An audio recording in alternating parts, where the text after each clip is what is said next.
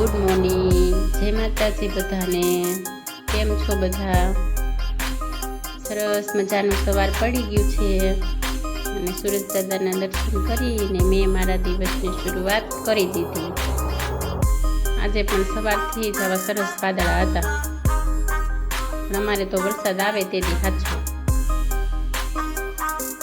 બસ પછી મારે નાસ્તામાં પૌવા બટેટા બનાવવાના હતા, એટલે આ બધું મેં કટ કરી નાખ્યું. પછી સરસ મજાના પૌવા બટેટા બનાવી નાખ્યા અને બાજુમાં ચા પણ મૂકી દીધી હતી. બસ પછી અમે નાસ્તો કરી લીધો ને નાસ્તો કરીને મેં વાસણ ઉટકી નાખ્યા.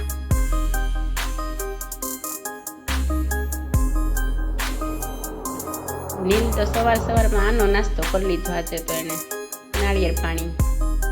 વળી તો પાછો હલાવીને જોતો તો હજી છે કે નહીં. બસ પછી મારે કપડાં ધોવાના હતા એટલે મેં કપડાં ધોઈ નાખ્યા.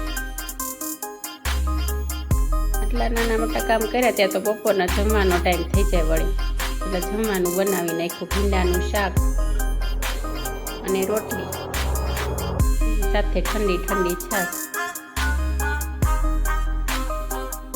અમે જમી લીધું પછી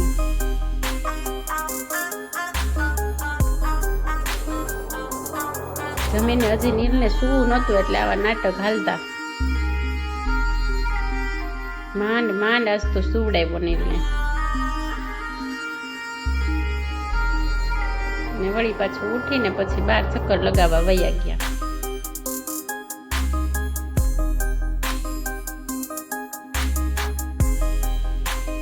ત્યારે બહારનું વાતાવરણ કંઈક આવું હતું.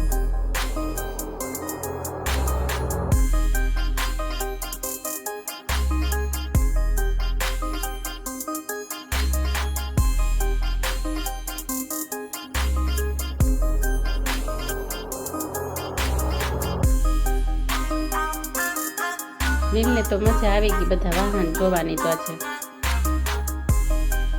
બસ પછી પાછા ઘરે આવી ગયા, પણ ભાઈને હજી ઘરે આવવું નહોતું એટલે થોડીક વાર અગાસી ઉપર લઈ ગઈ.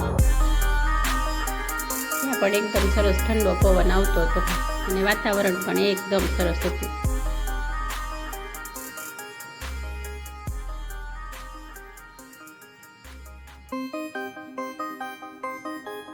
ભાઈ તો પછી દાદરાનો સહારો લઈને બેસી ગયા થોડીક વાર.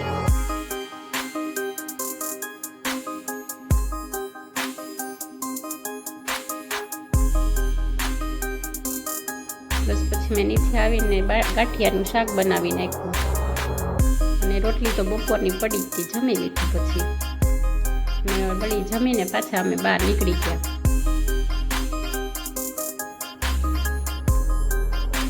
ત્યાં તો આવું કંઈક નીલ કરતો.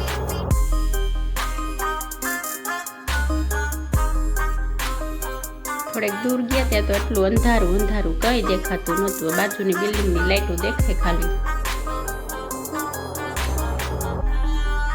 વળી પાછા આવી ગયા અંજવાળામાં. ત્યાં પણ થોડીક વાર નીલ જમ્યો ને પછી આવી ગયા ઘરે. તો આજનો અમારો દિવસ કંઈક આવો રહ્યો. જય માતાજી.